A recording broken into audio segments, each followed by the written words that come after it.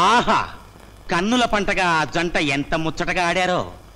ఇలా అమ్మాయి గారి నడుము మీద చెయ్యేసి ఆనంద్ బాబు సినిమా హీరోలా ఓ నొక్కు నొక్కి సెప్టిక్కు సెప్టిక్కు స్టెప్పులు వేస్తుంటే ఓర్ని టెప్పులు సంతకెళ్ళ నా కోడలు కావాల్సిన పిల్లలు సెటిల్ సాటికి పుట్టల సాటికి తీసుకెళ్లి రికార్డ్ డాన్సులు చేస్తుంటే అదేదో గనకారలా సంబరపడుతూ చెప్తావేట్రా, నీ పిల్లలు లేచిపోను. ఇక బావగారు మీరు ఇట్లా ఊరుకుంటే లాభం లేదు, మీ కూతురుతో మాట చెప్పాలా. అమ్మాయి గారికి చెప్పు చెప్పు చెప్పు చెప్పి లాభం లేదండి. అబ్బాయి గారి విషయంలోనే ఏదన్నా కిరికిరి చేయాలి. ఏ పావుని ఎప్పుడు ఎక్కడ ఎలా కొట్టాలో బాబురావుకి బాగా తెలుసు. నాకు బద్ధశత్రువైన రంగారావు కొడుకు నా కూతురుతో ఆటలు పాటలు చూస్తూ ఉండండి, వాడి ఆటలు నేను కట్టిస్తాను. ఎస్, అవునండి, నేను రంగారావునే మాట్లాడుతున్నాను. ఎవరు? ఏమిటి ఏమిటి బాబు నువ్వు మాట్లాడేది? No no no no no no no, ఇది చాలా అన్యాయం బాబు. హలో హలో, ఏమన్నా ఏం జరిగింది?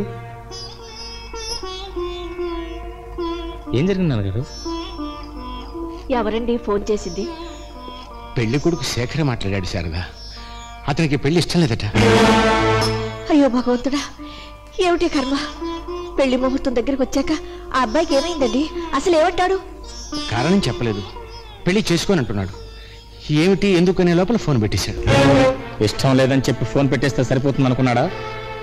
శుభలేఖలు కూడా అచ్చు వేయించి పెళ్లి ఇంకా 4 రోజులు ఉందనగా ఇష్టం లేదని చెప్తాడా? ఆడపిల్లంటే అంగట్లో వస్తువు అనుకున్నాడా? కొనుక్కున్న తర్వాత అక్కర్లేదని తిరిగి ఇచ్చేయడానికి? అసలు అతనికి ఎందుకు ఇష్టం లేదు తెలుసుకుంటా. బాబు ఆనంద్, ఎలాగైనా అబ్బాయిని ఒప్పించి ఈ పెళ్లి జరిగేటట్టు చూడండి ఆయన. అన్నయ్య,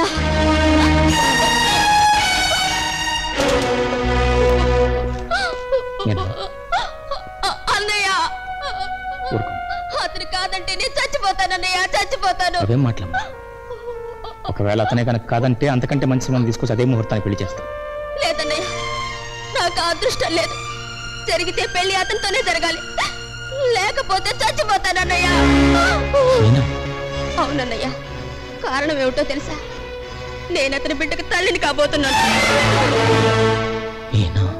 మనకు నిశ్చితార్థం జరిగిపోయింది, మన ఇద్దరం ఆలుమగలం అయినట్టే. నిన్ను నన్ను ఎవ్వరూ విడదీయలేరని అతను చెప్పిన మాటలకు చేసిన భాషలకు లొంగిపోయాను.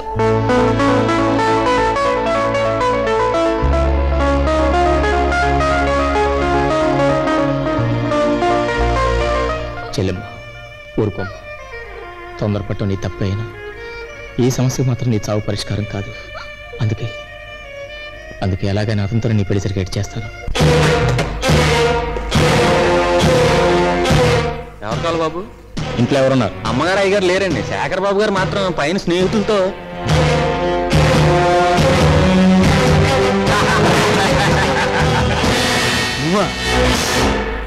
అనుమతికి లోపలికి రావడం మర్యాద. పెళ్లి నిశ్చయమయ్యే ముహూర్తం 4 రోజుల్లో ఉందనగా చేసుకో అని చెప్పడం మర్యాద అని అంటావా? నాకు ఇష్టం లేదు, ఆ విషయం చెప్పాను. ఇష్టం లేదన్న విషయం పెళ్లి చూపులకు వచ్చినప్పుడు చెప్పలేదే? ఇష్టం లేదన్న విషయం నిశ్చితార్థానికి వచ్చినప్పుడు చెప్పలేదే? ఇష్టం లేకుండానే అమాయకురాలని నా చెల్లెల్ని నీ చుట్టూ తిప్పుకున్నావా?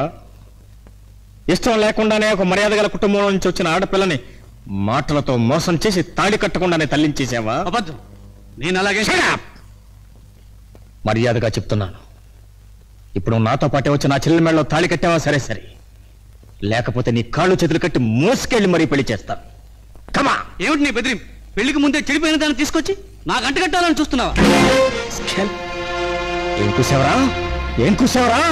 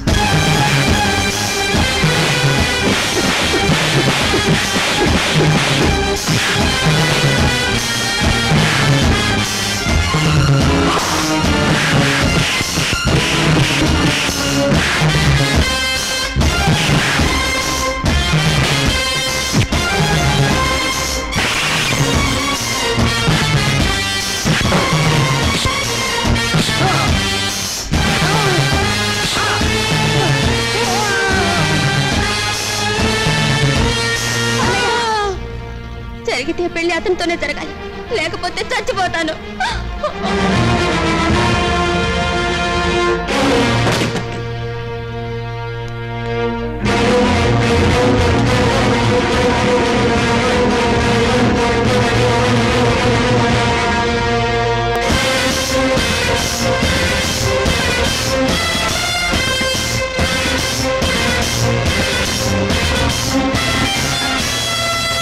మిస్టర్ ఆనంద్, ఇష్టం లేని మనిషిని బలవంతంగా లాక్కెళ్ళటం చట్ట విరుద్ధం తెలుసా? చట్టం గురించి చెబుతున్నారు కాబట్టి కాస్త న్యాయం కూడా చెప్పండి. నిశ్చితార్థం జరిగిన తర్వాత పెళ్లి చేసుకోకుండానే నా చెల్లిని తల్లించేశాడు. ఇప్పుడు పెళ్లి చేసుకుని పమ్మని చెప్తున్నాడు. ఇది న్యాయమేనా? ఓరు నీ దుంప దగ్గర ఆయుసం చెప్పడానికి నలుగురు పెద్ద మనుషులు అంటేసుకొచ్చాం. మెల్లో కెమెరా వేసుకుని పుట్టుకుని ఫోటోలు నొక్కేసి డాగలా చూసే ఈ పెద్ద మనిషి ఫోటోగ్రాఫర్. ఈరు తీసే ఫోటోగ్రాఫర్లు పత్రికల్లో ఆచుకుంటేసి ఏ రోజుకి ఆ రోజు పెదలకాయ నుంచి నక్కలా చూసే ఈ చిన్న మనిషి పెద్ద రిపోర్టర్. ఖద్దరు బట్టలు వేసుకుని చుట్టిన బియ్య బస్తాలో ఉన్న ఈయన బాబు గారు. ఇదిగో ఈ సంగతి నేను చెప్పక్కలేదు, అది కాకి బట్టలే చెప్తాయి.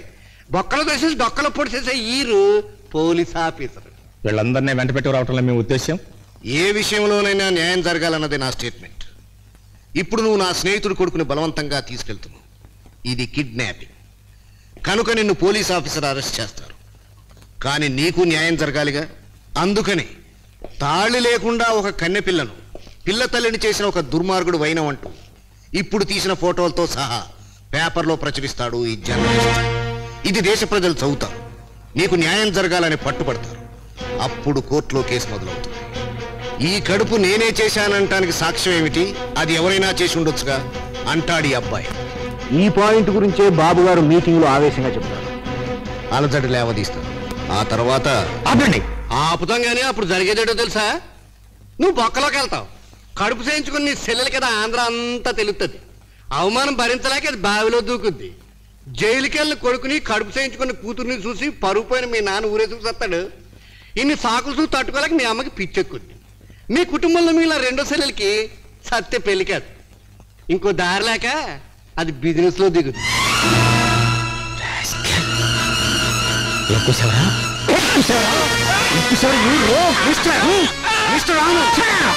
ఇలా ఆవేశపడితే అతను చెప్పినవన్నీ జరగడమే కాకుండా నీకు ఉరి శిక్ష పడుతుంది. ఆలోచించు. ఈ శేఖర్ నీ చెల్లెల్ని పెళ్లి చేసుకోవాలనుకుంటే నువ్వు నా కూతుర్ని మర్చిపోవాలి. దానికి శాశ్వతంగా నువ్వు దూరం అవ్వాలి. అట్ట నువ్వు సాటుగా పెళ్ళం మరొడితో తొంగడం చూసినట్టు చూడమాక. నువ్వు స్వపమ్మని మరిచిపోయి వదిలేసి వెళ్ళిపోవాలా. లేదంటే నెల తప్పిన నీ చెల్లెలి చరిత్ర లోకానికంతా తెలిసిపోతుంది. నువ్వు కటకటాల వెనక్కి వెళ్ళిపోతావు. నీ బాబు ఊరేసుకు చస్తాడు. నీ అమ్మకి మతిపోద్ది. నీ రెండో తల్లి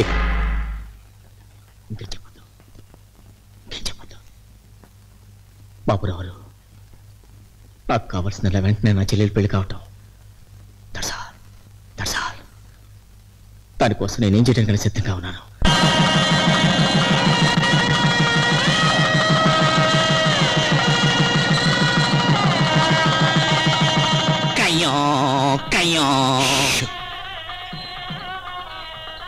దండాలు బాబు గారు, మీరు చెప్పిన ఈ ఫైలు ఆ రంగారావు గారి బీరువాలోంచి తేవడానికి చచ్చాననుకోండి. ఊరికే సచ్చావేటి? 1000 రూపాయలు దొబ్బి సచ్చావు. ఆ పైలు కాదా ఆడి సంతకం ఉన్న కాగితం తీసుకొచ్చావా? ఇదిగోనండి ఆ రంగారావు గారి సంతకం ఉన్న కాగితం. సర్లే నువ్వు వెళ్ళు. మరి వస్తానండి. బావగారు, ఇప్పుడు ఏం చేద్దామంటావు? ఏడు చేద్దామంటే ఆ రంగారావు నాకు సంతకం పెట్టకుండా వదిలేసిన ఈ దొంగ పైల మీద ఈ కేడీ నాకుడి చేత ఆడి సంతకం పెట్టించేద్దాం. ఈ పైన ఆడ ఆఫీసులో పెట్టి పై ఆఫీసర్కి ఒక ఫోన్ కొట్టి రంగారావు గారు లంచాలు తిని సంతకాలు ఎట్టించడం నువ్వు మాట చెప్తాం. నువ్వు కూసురా. రేయ్, ఈ పైల్లో ఉన్న కాగితం మీద ఈ కాగితం మీద ఉన్న సంతకం పెట్టి సరిగ్గా ఎట్టపోతే డొక్కలో పొడుతాను. పెట్టి నా కొడక పెట్టా. అంతే, గోడ మీద పెడక. హలో, ఎవరు? నేను ఎవడైతే నీకెందుకయ్యా, నీ బామర్దిని అనుకో. ఇంతకీ నేను చెప్పొచ్చేది ఏంటంటే ఆ సన్నాసిగాడు రంగారావు మంచోళ్ళ కనిపిస్తూ లంచాలు అట్టేసి కనిపించే ప్రతి పైల మీద సంతకాలు ఎట్టేస్తున్నాడు. ఓర్ నీ ఎంగిలి పీస్ బాస ఆపో. ఇలా పైలు చూసుకో, ఆ తర్వాత నువ్వు ఏడు చేస్తావు చేసుకో. ఎలా ఉంది బాగారు మన ప్యాన్? ఏమిటి సార్ ఇది? నన్ను సస్పెండ్ చేస్తున్నారు? ఎస్ మిస్టర్ రంగారావు, మీ మీద ఉన్న గౌరవంతో సస్పెండ్ చేసి వదులుతున్నాం. అదే ఇంకొకరైతే లంచం తీసుకున్నందుకు అరెస్ట్ చేసిన వాళ్ళం. నేను లంచం తీసుకున్నానా?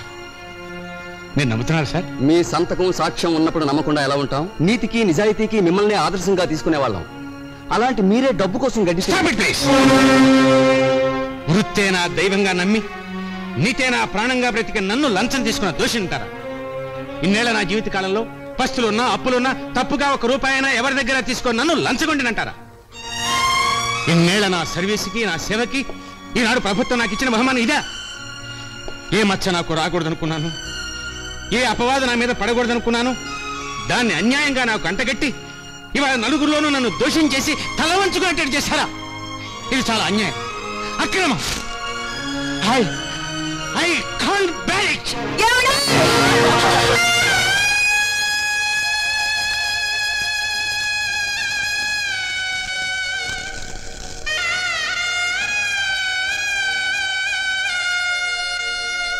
ఇదిగో మీ నాన్నగారు పోయారు గనక 1 నెలలో ఈ గవర్నమెంట్ క్వార్టర్స్ ఖాళీ చేయాలట మీ వాళ్ళు.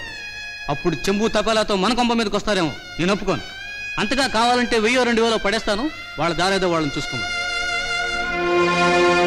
ఏమండి అలా మాట్లాడకండి, మా వాళ్ళు వింటే బాధపడతారు. Excuse me. సారీ బాబు గారు, నాకెవరో ఏమీ చేయక్కర్లేదు.